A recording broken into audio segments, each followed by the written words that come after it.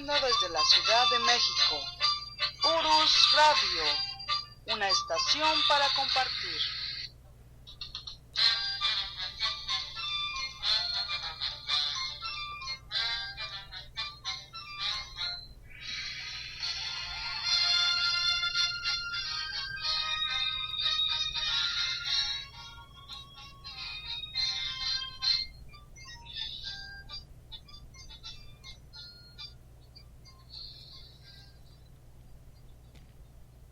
Hola, hola, muy buenas noches, queridos amigos que nos siguen semana tras semana aquí en Urus Radio.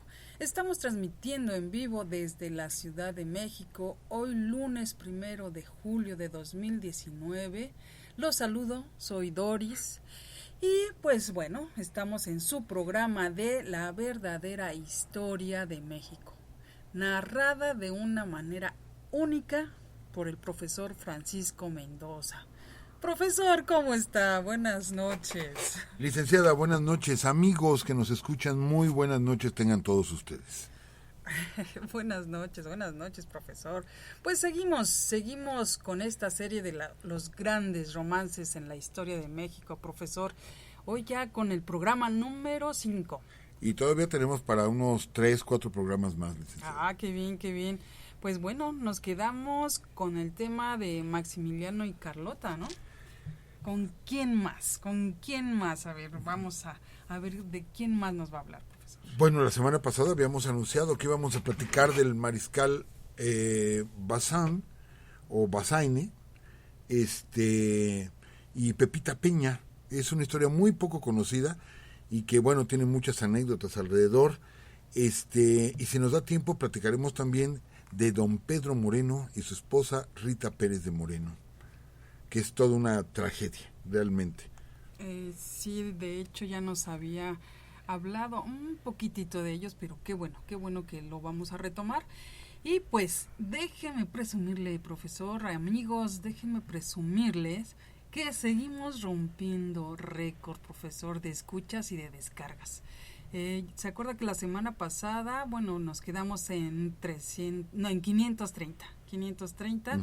Y pues hasta hoy, hasta hace unos minutos, llegamos nada menos que a 600. Ay, pues bueno, así es, son muchos. Gracias a todos ustedes que nos siguen y nos recomiendan. Sigamos así. De verdad que estoy muy contenta, profesor, porque ya estamos llegando a muchísimas más personas. Y pues bueno, vamos a saludar a Natania, que está aquí en el chat. Dice: hola, buenas noches, Natania, ya te extrañábamos. Ramón Izaguirre dice: buenas noches, saludos desde Guadalajara. Sí, es mi primera vez que los oigo en vivo. Soy Ramón Izaguirre. Qué bueno que nos acompañas aquí. Bienvenido, Ramón. Pues curioso, porque está nuestro amigo Ramón, primera vez que está con nosotros en vivo, y Natania, que ya nos tenía como olvidados, ¿verdad? Natania, te enviamos un fuerte abrazo y de verdad sí te extrañábamos por aquí. Profesor, ¿y cómo ve que ya llegamos a 600? Pues increíble, ha aumentado mucho el número de amigos que nos escuchan. De veras, muchas gracias, porque esto está motivado precisamente por la bellísima historia de México. Sí, bueno, nos dice Natania: por fin logré madrugar. Qué bueno, Natania. Al que madruga, Dios le ayuda. Así es. Pues bueno, profesor, ¿cómo ves si comenzamos? Bueno, comenzamos nada más con una pequeña noticia que yo quiero darles, que a mí particularmente, como mexicano, me tiene muy contento. Al parecer se está confirmando la noticia de que durante las últimas excavaciones arqueológicas en el centro histórico, o sea, en el Templo Mayor, parece ser que al fin se encontró una tumba de un tlatoani, y esta sería la tumba de Ixcoatl. Todo parece indicar, hay un 90% de probabilidades de que se haya encontrado la tumba de Ixcoatl, lo que sería un hallazgo arqueológico importantísimo para la historia de México, comparado al descubrimiento del rey Pacal, a la tumba de Monte Albán, o sea, un descubrimiento impresionante, si es que se llegara a confirmar que son los restos de el Tlatoani Izcoatl, uno de los más grandes tlatoanis. Pues sí, es verdaderamente grandiosa esta noticia, profesor, gracias. De hecho, yo iba a subir también un video, no sé si usted ya lo vio, un video de un arqueólogo donde está bajo la pirámide de Quetzalcóatl, y está también así como que formidable. Se lo voy a pasar y se los voy a pasar a todos ustedes, está increíble. Pues todo lo que sea historia de México, revalorarnos como mexicanos, reconocer nuestra cultura y difundirla, sea bienvenido. Gracias, amigos que nos están ahorita escuchando, Natania, Ramón, a tantos amigos que nos siguen. Yo aprovecho pues para dar las gracias a nuestra vecina Dinora, que también nos promociona mucho. También un saludo para nuestra compañera Lorena, sí, que nos está escuchando. Enrique Leos, fiel seguidor de Urus Radio. Héctor Hernández, allá en Cuernavaca. Nos llega un mensaje, Kelan Tomás Pavón, buenas noches desde San Diego, California, el Alta California, primera vez escuchando en vivo, qué emoción, bienvenido, y noten el detalle, Alta California, solamente los que conocen de historia de México saben que ese era el nombre que tenía antes, Alta California. ¿Sí? Entonces sabemos que sabes de historia, Kelan Tomás Pavón, bienvenido también. Y pues si usted nos da luz verde, licenciada, comenzamos con el programa de hoy. Adelante, profesor. Bueno, ya habíamos comenzado, pero siempre sí, damos esta introducción. Amigos, nos quedamos en el tema que habíamos comentado la vez pasada, Maximiliano y Carlota. No pudimos terminar, es que hay tantas cosas, tanto alrededor de Maximiliano y Carlota, y vamos para concretar esa parte de la historia. Decíamos que fue el sueño de mucha gente, sobre todo de la gente conservadora, el poder vivir dentro de esa magia, de esa parafernalia que es la nobleza, ¿sí? En México estamos alejados de todo ese boato, de todo ese lujo, pero yo lo reconozco, sí, vi la transmisión cuando fue la boda de Lady Diana, por ejemplo, no porque crea yo en la realeza, sino fue tanta la publicidad y todo que me acuerdo cuando la transmitieron por televisión, a un amigo de nosotros, nuestro amigo Chino, que también se llama Paco, también nos envía saludos.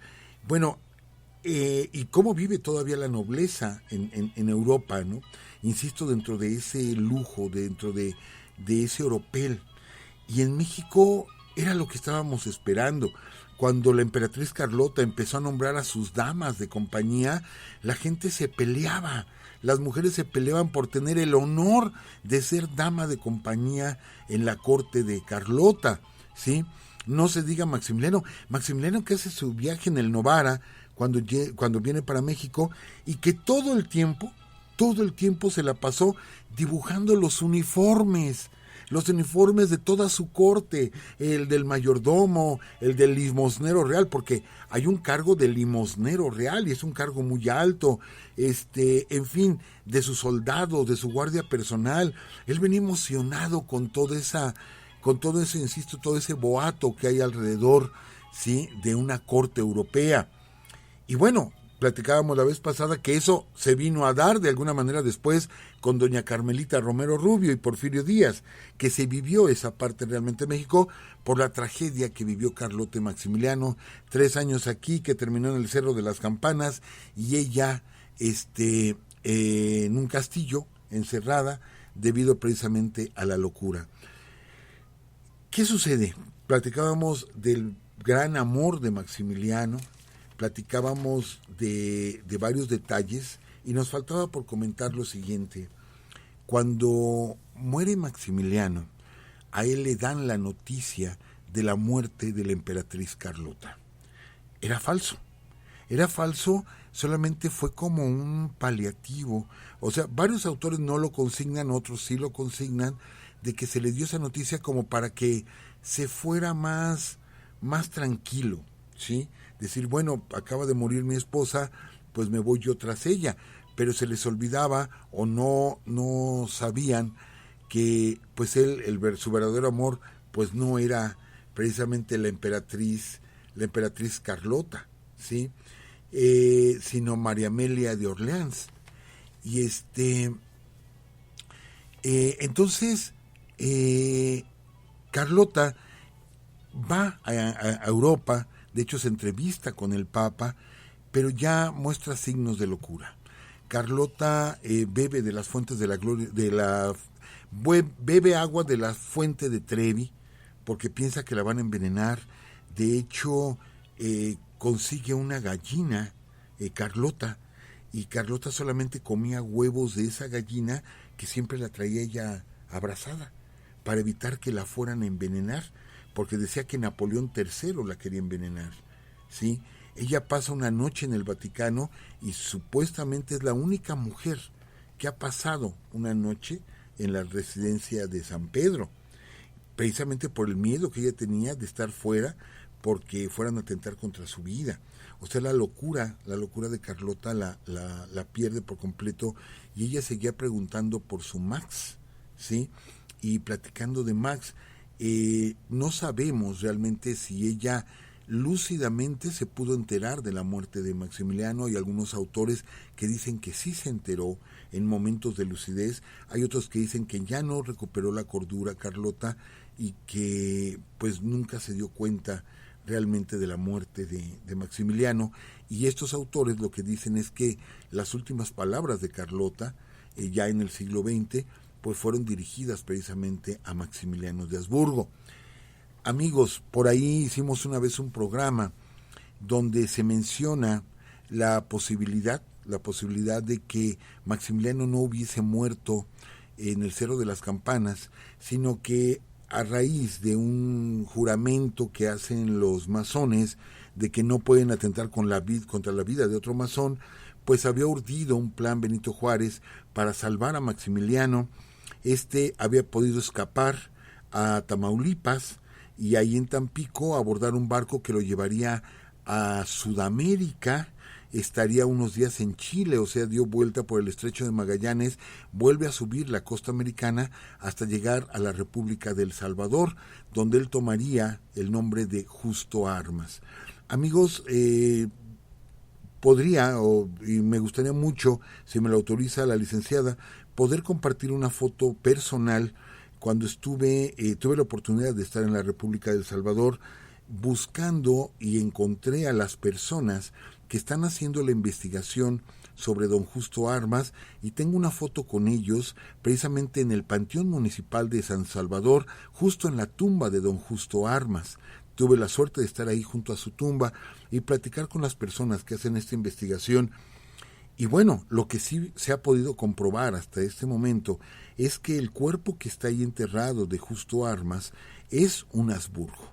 Eso sí, es innegable, ya se le hizo la prueba de ADN, es un Habsburgo el que está ahí enterrado. No ha querido la familia Habsburgo allá en Europa, no han querido proporcionar o permitir que se haga una prueba de ADN a los restos de Maximiliano ya para comprobar si son los de él. No han permitido exhumar sus restos, pero un descendiente, o sea, es de la familia Habsburgo, sí donó cabello, se hizo la investigación y efectivamente es un Habsburgo el que está allá. La pregunta es, ¿y qué está haciendo un Habsburgo en la República de El Salvador? Es difícil que esto haya sucedido, hubiera sido muy complejo, un escape de Maximiliano hubiera sido muy difícil, pero bueno, son esos detalles que nos cuenta la historia. Yo no podría, como historiador, no podría yo afirmar, porque como ha avanzado la tecnología, pues sí necesitaría yo definitivamente la prueba de ADN del cuerpo de Maximiliano. Por tanto, no podría yo afirmarlo. La versión es interesante, la idea no deja de ser llamativa. Tuve la oportunidad de leer bastante sobre esta información y les digo, platicar con los periodistas que están llevando a cabo toda esta búsqueda de información. Entonces, nos quedamos en este caso con la historia oficial. Maximiliano muere en el Cerro de las Campanas fusilado, ¿sí? Y con él se va el sueño de un imperio, el sueño de Carlota Amalia de un imperio, de estar casada con un príncipe Habsburgo, aunque el príncipe no la amaba, se queda por ahí flotando el que él tuvo amores con Concepción Sedano, la hija del jardinero de los Jardines Borda, allá en Cuernavaca, y que pues llevó el nombre de Julián Sedano, ¿sí? Y que se dice que fue el hijo de Maximiliano, que en todo caso, pues aunque no me gusta la palabra, pero bueno, dentro de la nobleza se utiliza la palabra bastardo, pues sería el legítimo heredero de la corona mexicana, y no que ahorita tenemos a un australiano, que por ahí usted subió alguna foto, licenciada, un australiano que se dice descendiente y que es el emperador de México y que se ha presentado con el Papa y se le da recepción de jefe de Estado. Benedicto XVI recibió a este hombre como jefe de Estado y como emperador de México, ¿sí? Este hombre no ha pisado, creo, México, vive en Australia, insisto, y bueno, de esos detalles curiosos, ¿no? Porque le han preguntado si él algún día va a reclamar el trono de México. Dice que no le interesa, más sin embargo se presenta como emperador, ¿sí? Pero bueno, de esos datos curiosos, como platicábamos de los descendientes de Hernán Cortés, que viven en Italia, y los descendientes de Moctezuma, que viven en España, ¿sí? Y que en estos días se van a reunir las dos familias, y uno dice, ¿por qué los descendientes de Moctezuma están en España? Bueno, por Tecuixpo, precisamente, y pues nos enteramos, y dijimos aquí en Uru Radio, que todavía los descendientes de Moctezuma, que todos son españoles, por muchas generaciones, hasta el día de hoy tienen demandado al gobierno de México por la pensión supuestamente vitalicia que debe de dar el gobierno de México a la familia descendiente de Moctezuma, nada más porque descendieron de Moctezuma, ¿sí? Y que todavía a mitad del siglo antepasado todavía les pagaba México, cuando ellos en su vida han pisado esta tierra, y aparte no la van a pisar porque como nos tienen demandados, no se les ha entregado visa para visitar nuestro país, así es que no van a venir. No tengamos miedo de que nos llegue un emperador de pronto. No hay ningún problema, licenciada, amigos. Bueno, pero junto con Maximiliano y Carlota, amigos, esta historia es formidable. Formidable, formidable. ¿Por qué? Porque, bueno, ustedes recordarán que fue el conde de Lorenzés, aquel comandante francés que pierde la batalla del 5 de mayo contra nuestro general Zaragoza, y que, bueno, él decía que con 6,000 hombres ya era dueño de México, y bueno, le quitan el mando, Napoleón III le quita el mando, y manda al mariscal Forey. Un año después comienza la segunda batalla de Puebla, donde Jesús Ortega, general, es quien defiende la plaza de Puebla, y que no puede avanzar. Se está peleando casa por casa. Amigos, si tienen oportunidad de ir a Puebla, yo no he podido, la licenciada creo tampoco, no hemos podido ir a Puebla, ahora que ya se abrieron los túneles de Puebla, que por tantos años decían no existen túneles en Puebla, claro que existían, y ahorita ya se pueden visitar, y que lo que encontraron en esos túneles hace unos años que los abrieron y los habilitaron, fue mucho armamento de la segunda batalla de Puebla, porque por esos túneles se movían los soldados mexicanos para enfrentarse al ejército francés. Entonces, visitar los túneles de Puebla va a ser una experiencia formidable. Pues bien, quien es mandado a reforzar a las tropas de Forey es el mariscal Aquiles Bazán, ¿sí? Mariscal de una amplia experiencia en Italia, en Grecia, donde peleó muchas batallas, y lo envían para que ya le dé así el triunfo definitivo a los franceses. Se logra y él llega a la Ciudad de México, un año antes prácticamente que Maximiliano.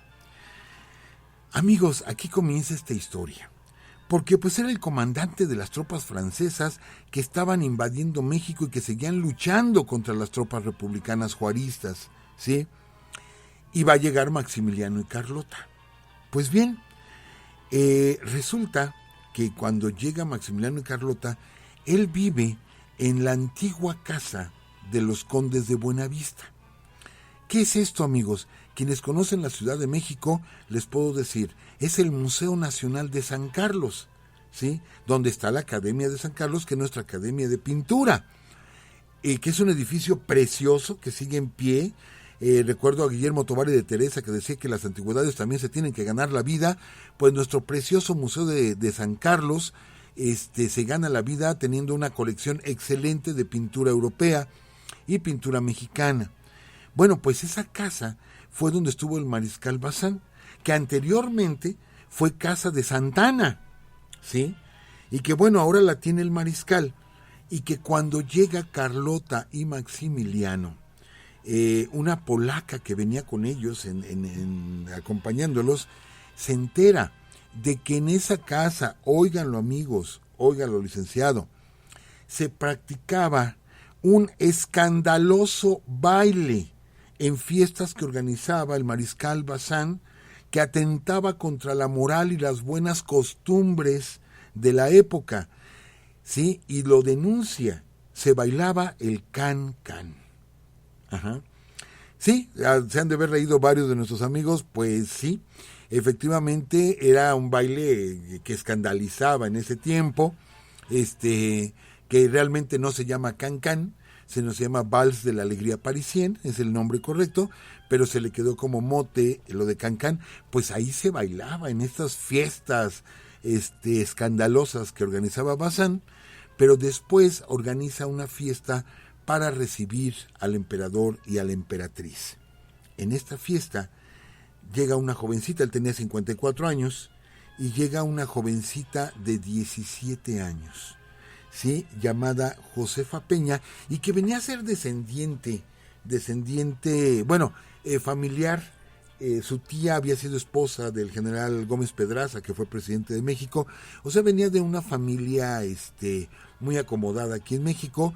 Estuvo en esa fiesta de recepción a Maximiliano y Carlota, y ahí se enamora perdidamente de Josefa, que todos la conocían como Pepita Peña, ¿sí? Una jovencita de 17 años.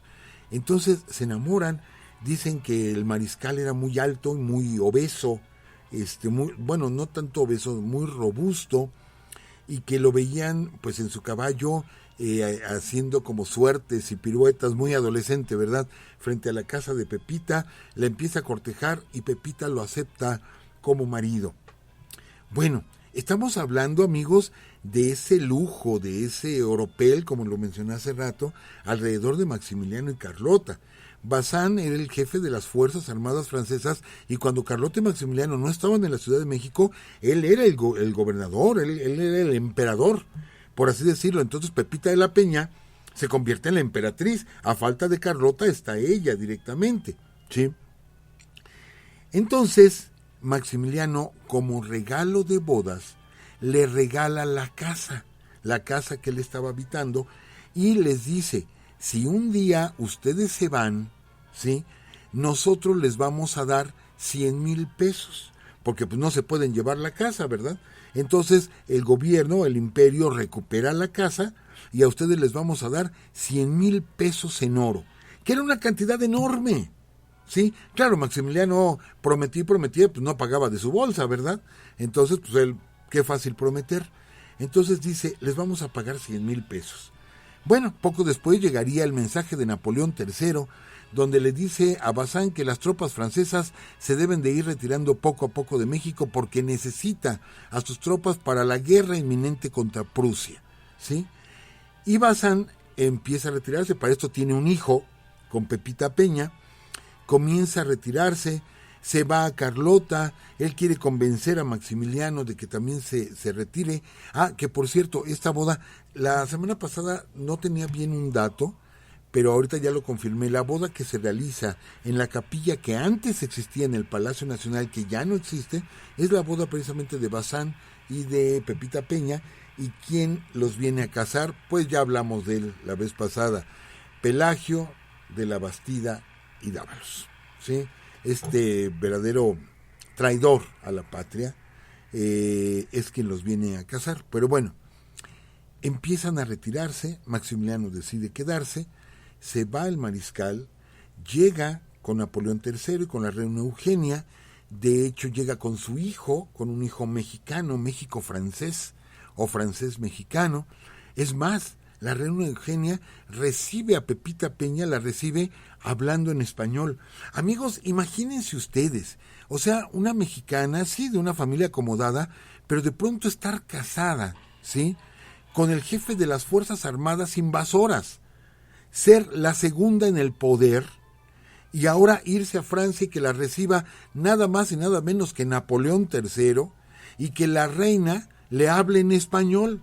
Imagínense los privilegios, ¿sí?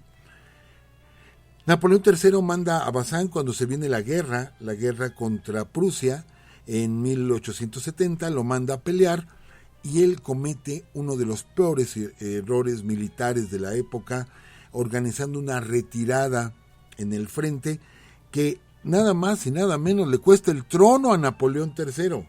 O sea, no solo perdió una batalla, perdió la guerra.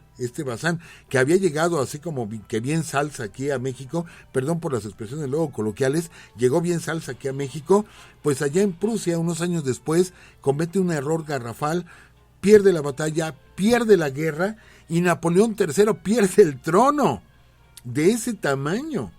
Entonces, antes de perder el trono, pero sabiendo que está por perderlo, juzgan a Bazán, lo condenan a muerte, ¿sí? Y a la mera hora le conmutan la pena de muerte y lo llevan a una isla por 20 años de prisión, en la isla de Margarita, o Santa Margarita, en la costa francesa, que por cierto fue la isla donde estuvo ese personaje misterioso de la historia europea, que es el hombre de la máscara de hierro, que se ha dicho tantas veces que si era el delfín, que si era un hermano gemelo del rey, etcétera, y se han hecho películas y todo esto sobre el hombre de la máscara de hierro, que es un personaje histórico. Bueno, pues en esa misma cárcel estuvo preso el mariscal Bazán. ¿Y qué creen, amigos? Pepita Peña, nuestra mexicana Pepita Peña, organiza la fuga del mariscal, junto con un hermano, ¿sí? Hay dos versiones, una que compraron a la guardia para que él se pudiera escapar, y otra que consiguen hacerle llegar una cuerda llena de nudos, y él burla la vigilancia, se brinca las bardas de la prisión, lo está esperando un pequeño barco italiano que renta Pepita, o sea, Pepita iba por su marido, y lo iba a sacar porque lo iba a sacar, renta este barco italiano y de ahí lo saca de territorio francés y lo lleva a España, ¿sí? Le salva la vida. Amigos, perdón que lo diga así, pero es el tamaño de las mujeres mexicanas, ¿sí? Estaría casada con el jefe de los invasores, pero no dejaba de ser mexicana, y es el tamaño de una mujer mexicana, ¿sí? Que fue por todo. Ajá. Así es que mis respetos para Pepita, aunque quizá no coincidamos en ideas, pero mis respetos para ella. Se va Bazán a España, pero en España pues está exiliado, no tiene dinero, viven en la pobreza casi absoluta, ¿sí? Y lo que hace Pepita, ellos se van en el 67, regresa 20 años después, regresa a México.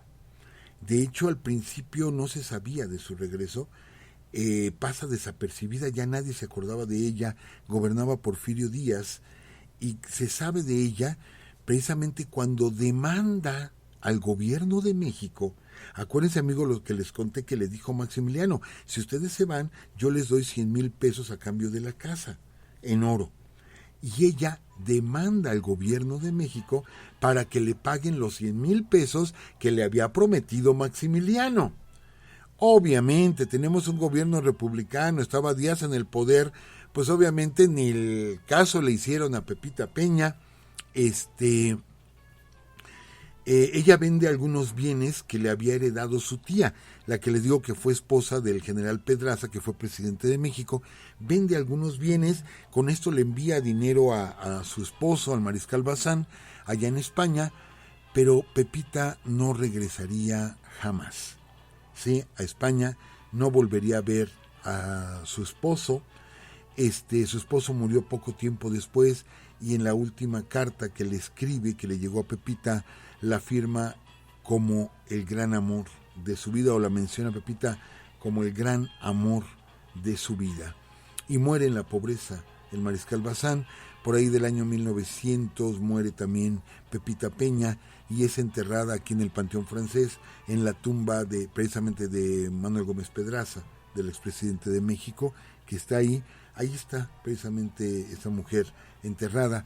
que obviamente fue conocida en México como la Mariscala.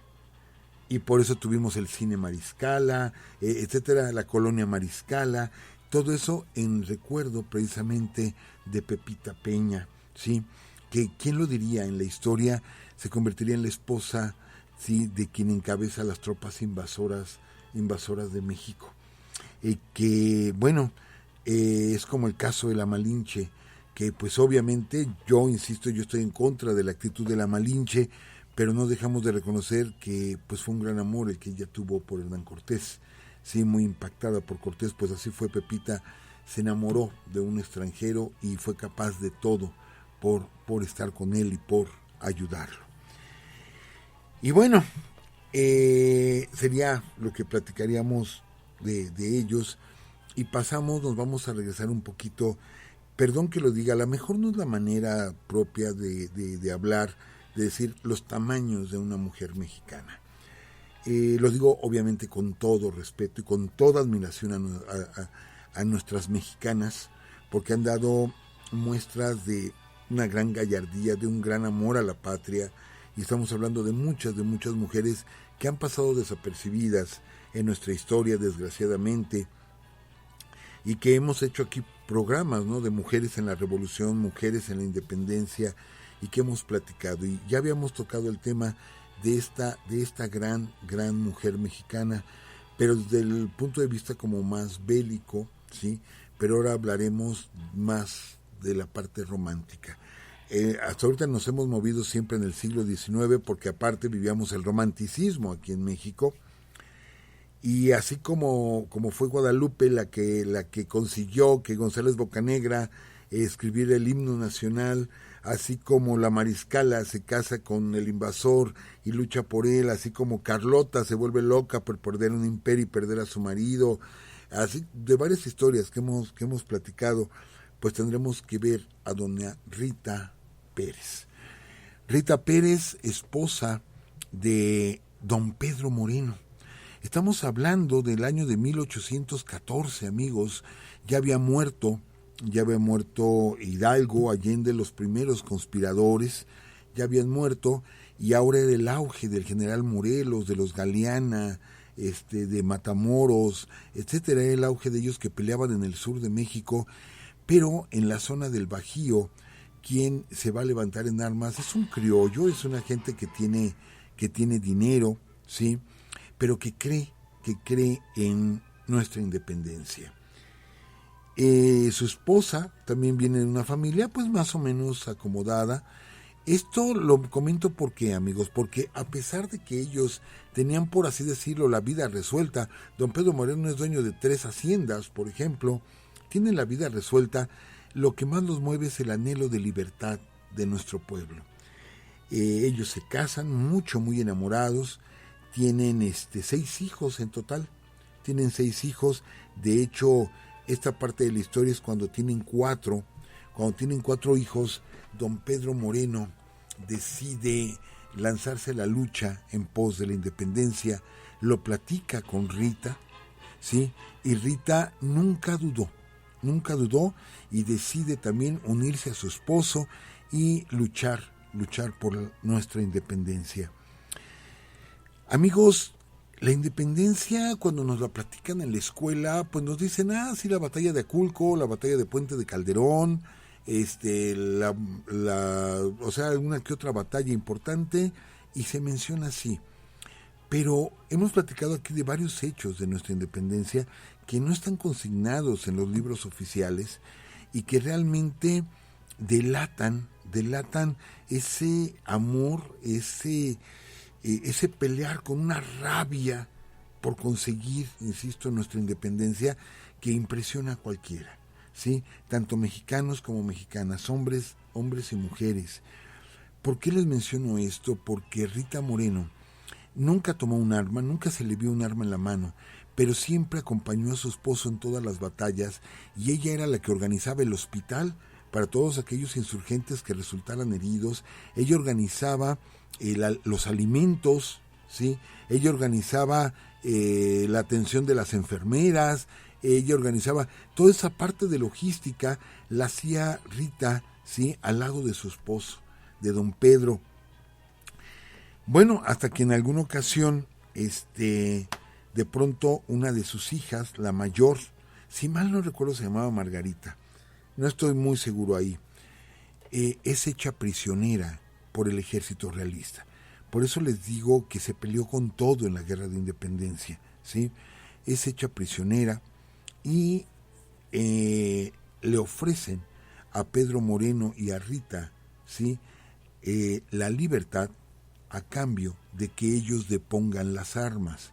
Nótese, amigos, no están diciendo de que ustedes ahora queden presos, no, nada más depongan las armas y nosotros les regresamos a su hija. Pedro Moreno duda y le pregunta a su esposa Rita que qué opinaba de esto, y ella dijo una frase que, bueno, posteriormente sería famosa con don Vicente Guerrero, donde dijo también: la patria es primero. Y ella, sin saber lo que podía pasar a su hija, pero con un riesgo inminente de que fusilaran a su hija, decide continuar junto con su esposo por la lucha de la independencia a una costa de su propia hija que la tenía el ejército español. El ejército español no la mata, pero empiezan vejaciones, golpes, malos tratos a esta muchacha, hasta que ya muy mal esta muchacha la mandan a un convento y la encierran, o sea, quedó presa en un convento. Ella quedaría libre muchos años después, que es cuando ya la puede ver su mamá. Entonces ella siguió la batalla. Amigos, estamos hablando de una hija. O sea, estamos hablando de una hija y de pronto de saber que el enemigo tiene a mi hija y que me están diciendo: ríndete, ¿sí? Si no la matamos. Y yo digo, la patria es primero. Ajá. Tanto él como ella. Posteriormente van a dar al Fuerte del Sombrero, donde tienen un sitio de 2 años, amigos. 2 años sitiados en el Fuerte del Sombrero. Es Mina el que va a llegar a auxiliarlos, ¿sí? Y ayudarlos un tanto.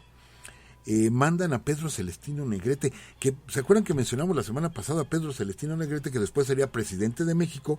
O sea, él lucha con los realistas en contra de los insurgentes, después sería presidente de México y luego sería el abuelo del hombre del cual estaba enamorado esta Carmelita Romero Rubio, ¿sí? De Pedro Negrete, de Pepe Negrete, que les platicábamos la semana pasada, confesábamos el secreto, ¿sí? de Carmelita, de que no estaba enamorada de Porfirio Díaz, sino ella tenía un amor anterior. Pues bien, Pedro Celestino Negrete es el que tiene rodeado este fuerte con más de 2.500 hombres, ¿sí? Y aquí viene otro hecho de Rita. De pronto, en una de las batallas, en uno de los combates, cae herido uno de sus hijos, que era un adolescente en ese momento.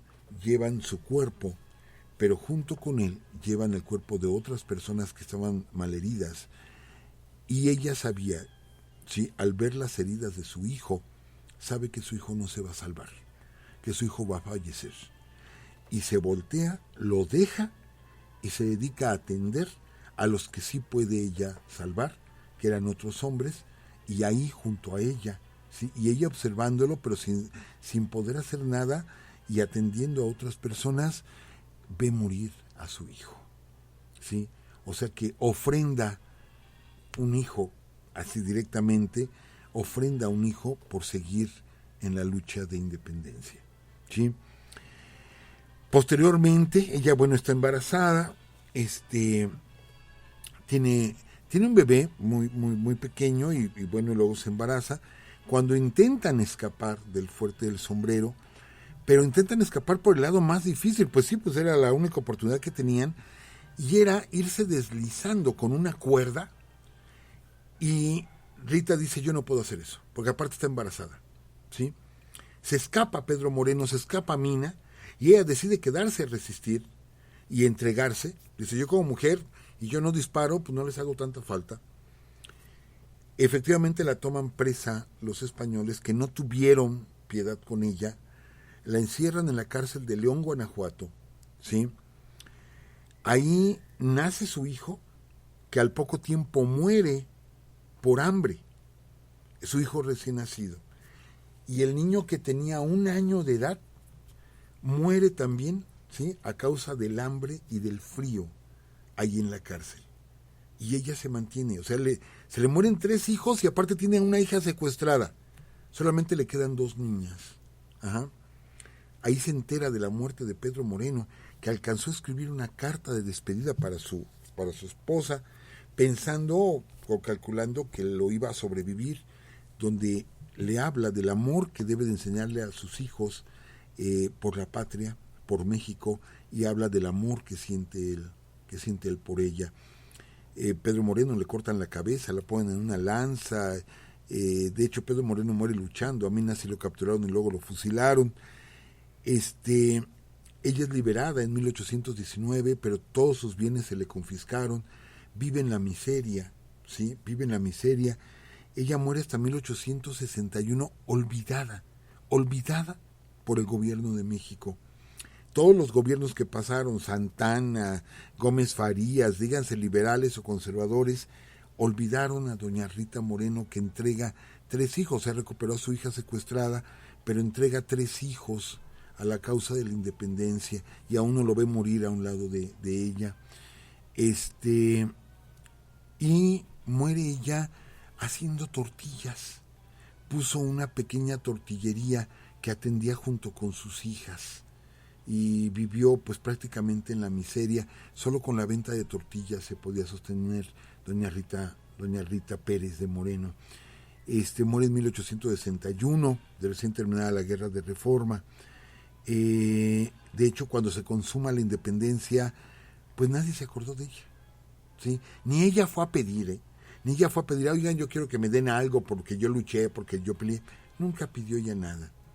Y es hasta casi 100 años después, no, más de 100 años después, que se reconoce la labor de esta gran mujer.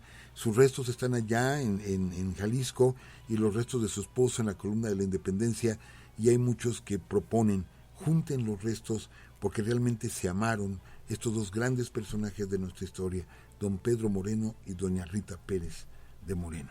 ¿Qué le parece, licenciada, amigos? Tremendas, profesor, tremendas estas historias, y pues sí, hay mucho que decir de estos personajes. Yo recordaba, ahora que estaba usted hablando de Maximiliano y Carlota, que bueno, también a Carlota le decían Charlotte, ¿no? O ella se decía Charlotte. Y algo también recordaba, profesor, que de usted, que hablaba de la hija del jardinero del Borda, creo que era la India Bonita, ¿no? Así se le mencionaba la India Bonita. Tuvimos oportunidad una ocasión de estar en el Jardín Borda y nos enseñaron los pasadizos, que casi no dejan a nadie entrar ahí, los pasadizos del Jardín Borda, que dicen que era por donde se escapaba la India Bonita. Bueno, eso ya es como mito, ¿no? Pero sí conocimos los pasadizos ahí del Jardín Borda. Y bueno, pues también, bueno, creo que ya nos queda poco tiempo, mejor vamos a pasar a los mensajes. Está Artemio García Díaz en Twitter, dice: nunca los puedo escuchar en vivo por mi horario de trabajo, sin embargo al día siguiente de que transmiten el programa puedo disfrutarlo en la oficina. Felicitaciones como siempre. En realidad no es mi caray. cumpleaños. Pero gracias por pensar. Una invitada de sí, pronto. una invitada aquí.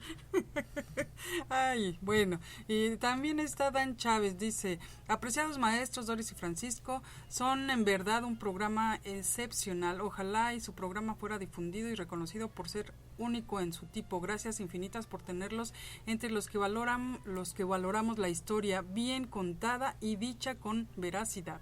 Su amigo Daniel Chávez les externo mis más saludos sinceros. Y pues bueno, vamos a saludar también a quien más está, a Ramón Izaguirre. Dice: me gustaría que hablaran de los museos más importantes de nuestro hermoso México. Aboites Lucero dice: hola, buenas noches, un gran saludo. Una pregunta, ¿sigue en pie lo de la visita a Chapultepec? Sí, la próxima semana damos detalles ya y la fecha concreta para ir a Chapultepec. No falta mucho, para ir a visitar Chapultepec. Perfecto, pues bueno, dice Aboites también: estas historias me encantan, Natania, aunque no esté en vivo no me pierdo ni un programa. Qué bueno, Natania. René Martínez Rojas dice que llegó tarde por un curso. Y pues bueno, nos vamos, queridos amigos, que sigan bien. Y pues bueno, profesor también nos decía que iba usted a compartir su foto en la tumba de Justo Armas. Claro, lo esperamos, profesor. Y pues bueno, nos despedimos amigos. sigamos haciendo un México mejor, rescatando nuestra historia y sintiéndonos orgullosos de ser mexicanos. Un gusto estar con ustedes, nos despedimos.